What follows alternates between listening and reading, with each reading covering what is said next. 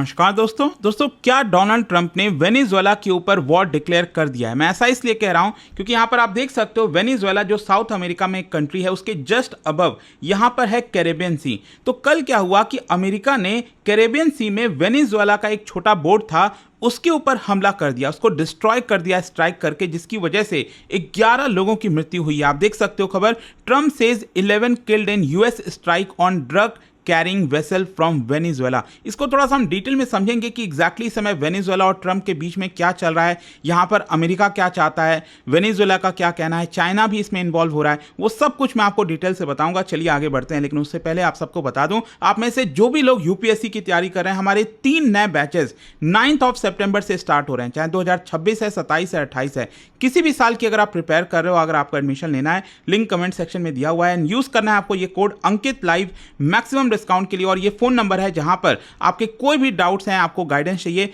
वहां पर आपको हेल्प कर दी जाएगी। चलिए शुरुआत करते हैं। सबसे पहले तो क्वेश्चन ये है कि हुआ क्या कल। देखिए 2 सितंबर को बताया जा रहा है, मतलब भारत में तो 3 सितंबर हो गया था, तो 2 सितंबर को यूएस मिलिट्री ने स्मॉल बोट, एक छोटा बोट था सदर्न कैरेबियन में, मतलब इंटरनेशनल वाटर की हम बात कर रहे हैं। ये आप देख सकते हो, ये साउथ अमेरिका में ये रहा वेनेजुएला, इसके जस्ट अबव ये है आपका कैरेबियन सी। तो यहां पर जो है मतलब वेनेजुएला के काफी नजदीक बताया जा रहा है इंटरनेशनल वाटर में यूएस मिलिट्री ने एक छोटे बोट को डिस्ट्रॉय कर दिया। और ये जो वेसल था बेसिकली आपको समझना है, वेनेजुएलन जो गैंग है ट्रेन दे अरागुआ TDA, इनके ऊपर हमला किया, जिसमें 11 लोगों की मृत्यु हुई है। और ट्रंप ने इस चीज को कंफर्म किया और कहा है कि boat was loaded with drugs. मतलब यहां पर जिस बोट की बात हो रही है ना, अगेन ये वीडियो ट्रंप के द्वारा रिलीज किया गया था, आप देख सकते हैं अगेन कि ये बोट यहां पर जा रहा है और अचानक से मिसाइल आता है और ये जो पूरा बोट है वो खत्म हो जाता है। और ट्रंप का यही कहना था कि इसमें 11 लोग थे, इसके अंदर बहुत सारा ड्रग्स रखा हुआ था जिसकी स्मगलिंग की जा रही थी, और इसी की वजह से हमने इसको डिस्ट्रॉय कर दिया। अच्छा, पहला क्वेश्चन तो आपके मन में यह आएगा कि ये ट्रेन दे अरागुआ है क्या। देखो, ये वेनेजुएलन ओरिजिन गैंग है जो कि ड्रग ट्रैफिकिंग में, एक्सटॉर्शन में, ह्यूमन स्मगलिंग में इन्वॉल्व होता है। तो क्या है कि इसी साल जब डोनाल्ड ट्रंप राष्ट्रपति बने, एक महीने में ही 20 फरवरी को यूएस ने इस ग्रुप को formally foreign terrorist organisation declare कर दिया। जैसे आपने देखा होगा ना, जो पहलगाम में हमला हुआ था, TRF जो इन्वॉल्व था, द रेसिस्टेंस फ्रंट, तो इसको भी फॉरेन टेररिस्ट ऑर्गेनाइजेशन डिक्लेयर किया गया था अमेरिका के द्वारा। तो यही चीज आपको देखने को मिलेगा, और इसकी वजह से मतलब जब America foreign terrorist organisation declare कर देता है किसी ग्रुप को, तो यूएस गवर्नमेंट एक तरह से उनको चांस मिल जाता है कि एक काउंटर टेररिज्म फ्रेमवर्क के तहत उस पर्टिकुलर ऑर्गेनाइजेशन पर हमला कर सके, या फिर जो भी है मैं आपको बताता हूं। यहां पर यूएस एडमिनिस्ट्रेशन का पोजीशन क्या है। देखिए, ट्रंप एडमिनिस्ट्रेशन में जो सेक्रेटरी ऑफ स्टेट है मार्को रूबियो, उन्होंने कहा है कि ये जो स्ट्राइक हमने किया है वेनेजुएला के एक गैंग के एक बोट के ऊपर, ये एक मैसेज सेंड करने के लिए है। जो डिफेंस सेक्रेटरी हैं उनका कहना है कि उन्होंने एक तरह से चेतावनी दी है कि आगे भी इस तरह के स्ट्राइक्स हम करेंगे। और ट्रंप एडमिनिस्ट्रेशन का बेसिकली ये कहना है कि ये नार्को टेररिस्ट के खिलाफ एक सस्टेन्ड मिलिट्री कैंपेन है हमारा। और यूएस नेवी का भी डिप्लॉयमेंट हुआ है, मतलब पूरे कैरेबियन सी में अगर आप देखोगे तो डिस्ट्रॉयर्स, एम्फीबियस जो असॉल्ट शिप होता है, सबमरीन हो गया, ये सबको वहां पर डिप्लॉय कर दिया गया। इनफैक्ट P-8 सर्विलेंस एयरक्राफ्ट ये भी इस पूरे रीजन में डिप्लॉय किया गया है मॉनिटरिंग के लिए। अच्छा, यहां पर क्वेश्चन ये सब लोग पूछ रहे हैं कि क्या अमेरिका, क्या ट्रंप इस तरह से किसी भी बोट के ऊपर हमला कर सकते हैं। मतलब आप एक बोट के ऊपर इंटरनेशनल वाटर में डिस्ट्रॉय कर रहे हो। तो यहां पर मैं आपको बता दूं, जो अमेरिका है, ट्रंप है, उनका बेसिकली कहना है कि ये 2 एक्ट है जिसके हिसाब से वो कर रहे हैं।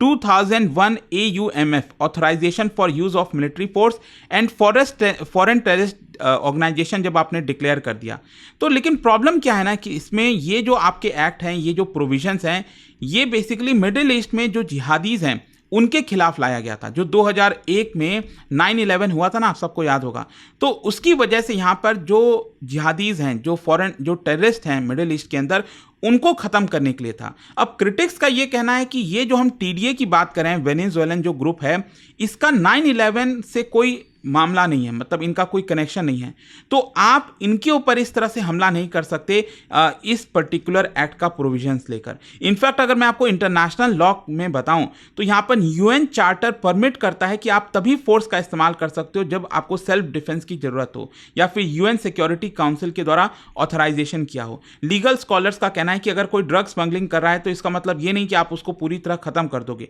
मतलब डिस्ट्रॉय कर दोगे। बेसिकली अमेरिका में भी एक कानून है maritime drug law enforcement act, वो भी यही कहता है कि आपको अरेस्ट करना है, मतलब यहां पर आप लीथल बॉम्बिंग नहीं कर सकते हो। तो एक प्रकार से अमेरिका के इतिहास में यह पहली बार हुआ है कि कोई बोट अगर यहां पर स्मगलिंग कर रहा था ड्रग्स का तो उसको डिस्ट्रॉय कर दिया गया, उसके ऊपर बॉम्बिंग कर दी गई।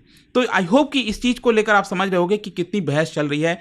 इंटरनेशनली तो हो ही रहा है और अमेरिका के जियो पॉलिटिक्स में भी हो रहा है, मतलब उनके डोमेस्टिक पॉलिटिक्स में भी। अच्छा, यहाँ पर रीजनल और जो ग्लोबल रिएक्शंस क्या क्या आ रहे हैं। वेनेजुएला ने बेसिकली यूएस का क्लेम रिजेक्ट किया है और कहा है कि ये जो स्ट्राइक है वो इलीगल था और वीडियो में भी कुछ गड़बड़ी दिख रही है। यहाँ पर जो कोलंबिया के प्रेसिडेंट हैं उन्होंने कंडेम किया है, कहा है कि ये मर्डर है एक प्रकार से, और यहां पर कहा गया है कि जो भी सस्पेक्ट है उनको अरेस्ट करना चाहिए, आप उनको इस तरह से मार नहीं सकते। लेकिन दूसरी तरफ एक और देश है वहां पर ट्रिनिडाड एंड टोबैगो, आप सब जानते होंगे, उन्होंने इस स्ट्राइक को प्रेस किया और कहा है कि ट्रैफिकर्स जो होते हैं उनको इसी तरह से डील करना चाहिए। ह्यूमन राइट्स जो वॉच है उनका कहना है कि एक तरह से ये चेतावनी है कि आप एक्स्ट्रा जुडिशियल एग्जीक्यूशन में इन्वॉल्व हो रहे हो। और इसके अलावा इंटरनेशनल जो लॉ एक्सपर्ट्स हैं उनका कहना है कि ये डेंजरस प्रेसिडेंट सेट कर सकता है, मतलब इसका और भी देश इस्तेमाल कर सकते हैं ये कहकर कि इसमें लीगल हो रहा था और हमने इसके ऊपर मिसाइल स्ट्राइक कर दिया। अच्छा, क्वेश्चन यहाँ पर यह भी आएगा कि आखिरकार जो ट्रंप है, जो अमेरिका है और वेनेजुएला, इनके बीच में चल क्या रहा है।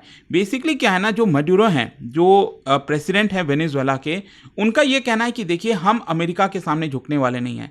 अगर आप देखोगे ट्रंप और अमेरिका वो लंबे समय से चाह रहे हैं कि जो मडुरो का रूल है वेनेजुएला के अंदर उसको ख़त्म किया जाए, एक रिजीम चेंज लाने की कोशिश की जाए। इसको देखते हुए मडुरो ने वेनेजुएलन जो आर्म्ड फोर्सेज हैं उनका मोबिलाइजेशन स्टार्ट कर दिया।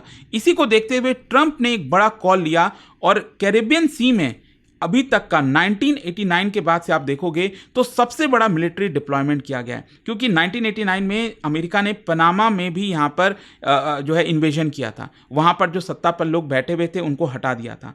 तो ऑफिशियली अगर आप देखो तो अमेरिका इस समय ये कह रहा है कि हम काउंटर नारकोटिक्स मिशन पर हैं। जो ड्रग कार्टेल्स हैं, जो ड्रग्स स्मगलिंग की जाती है अमेरिका के अंदर और अमेरिका के बहुत से लोग इंपैक्ट होते हैं, लोगों की जानें जाती हैं, तो हम उसको रोकने की कोशिश कर रहे हैं। तो ये जब सब हो रहा था कैरेबियन सी के अंदर, ट्रंप ने पूरा मिलिट्री डिप्लॉयमेंट कर दिया। इसको देखते हुए वेनेजुएला के जो प्रेसिडेंट है निकोलस मडुरो, उन्होंने भी अनाउंस कर दिया कि हम यहाँ पर मिलिट्री मोबिलाइजेशन करेंगे। करीब 45 लाख जो मिलिशिया मेंबर्स हैं उनको बुलाया गया, 15,000 ट्रूप्स को उनको कोलंबियन बॉर्डर पर भेज दिया गया, वॉरशिप्स और ड्रोन्स ये भी वेनेजुएला ने डिप्लॉय किया। जाहिर सी बात है अगर 1-on-1 अगर फाइट होती है वेनेजुएला और यूएस के बीच में तो ऐसा कोई फाइट तो क्या ही है, मतलब वेनेजुएला तो बहुत ही छोटा देश है, लेकिन स्टिल यहाँ पर एक मैसेज सेंड करने की कोशिश की जा रही है वेनेजुएला के द्वारा, उनके प्रेसिडेंट के द्वारा, कि हम इंपीरियलिस्ट रिजीम में जो है हम उनके सामने झुकने वाले नहीं हैं। अच्छा, इन सारे चीजों के बीच में एक और जो एंगल आपको समझना होगा वो होगा लिक्विड गोल्ड का। क्या है ना कि वेनेजुएला वन ऑफ द मतलब बिगेस्ट ऑयल रिजर्व है। अगर आप देखिए, इनफैक्ट वहां पर एक पर्टिकुलर बेल्ट है जिसको कहा जाता है ओरिनोको बेल्ट। अगेन वेनेजुएला का ये मैप आप देखोगे तो एकदम सेंटर में ये पूरा आप देख रहे हो ना, ओरिनोको बेल्ट है। यहाँ से एक ओरिनोको रिवर भी गुजरती है जो वेनेजुएला की सबसे बड़ी रिवर है। तो इस पर्टिकुलर बेल्ट में वर्ल्ड का लार्जेस्ट प्रूवन ऑयल रिजर्व ये आपका डिक्लेयर किया हुआ है। और वेनेजुएला का आपको रिलेशन चाइना और रशिया दोनों के साथ देखने को मिलेगा। इनफैक्ट चाइना सबसे बड़ा बायर है वेनेजुएलन ऑयल का और इन्वेस्टर भी है वेनेजुएलन क्रूड के अंदर। रशिया यहाँ पर वेनेजुएला को आर्म्स, एनर्जी डील्स, ये सारी चीज़ें सप्लाई करता है और स्ट्रैटेजिक पार्टनरशिप है रशिया के साथ, वेनेजुएला और रशिया के बीच में। अच्छा, यहाँ पर जो यूएस का डिप्लॉयमेंट हुआ है ना, तो इसकी वजह से यहाँ पर एक ये भी सस्पिशन आ रहा है कि क्या ट्रंप जो हैं वो ड्रग्स का हवाला देते हुए वेनेजुएला के अंदर एंटर करना चाहते हैं।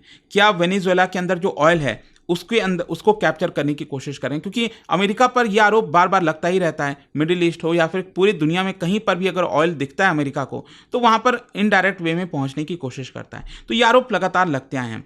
तो यहाँ पर यूएस का ये कहना है कि जो निकोलस मडूरो हैं वेनेजुएला के प्रेसिडेंट, वो अमेरिका के खिलाफ काम कर रहे हैं, इसीलिए हमें उनको रोकना होगा। तो ये सारी चीजें आपको देखने को मिलेंगी, लेकिन अगेन ध्यान रखिएगा इसमें चाइना भी इन्वॉल्व हो सकता है, क्योंकि चाइना का काफी बड़ा इन्वेस्टमेंट है और इसीलिए रिसेंटली चाइना ने भी वार्निंग दिया था अमेरिका को कि अगर आप इस तरह का कोई भी इन्वेजन करते हो वेनेजुएला के अंदर तो ये सॉवरेनिटी और इंटरनेशनल लॉ के खिलाफ होगा। यहां पर चाइना ने मडूरो सरकार को सपोर्ट किया और कहा कि नॉन इंटरफेरेंस का प्रिंसिपल चलना चाहिए इंटरनेशनली। और साथ ही साथ चाइना जो है वेनेजुएलन ऑयल तो लगातार इंपोर्ट कराता ही है, बिलियंस ऑफ डॉलर्स इन्वेस्ट भी करता है उनके इंफ्रास्ट्रक्चर में, ऑयल फील्ड्स के अंदर, जिसकी वजह से यूएस का जो डिप्लॉयमेंट है वो एक डायरेक्ट चैलेंज भी बन जाता है बीजिंग के एनर्जी इंटरेस्ट के लिए। तो देखना होगा आगे क्या होता है, लेकिन इसका बॉटम लाइन देखिए यही निकल रहा है यहां पर कि ये अभी अमेरिका ने कोई वॉर डिक्लेयर नहीं किया वेनेजुएला पे, लेकिन एक मेजर एस्केलेशन आप कह सकते हो। मतलब आप एक ड्रग कार्टेल बोट के ऊपर डायरेक्टली बॉम्बिंग कर रहे हो, तो इसका मतलब यही हुआ कि आप एक बड़ा संकेत देने की कोशिश कर रहे हैं।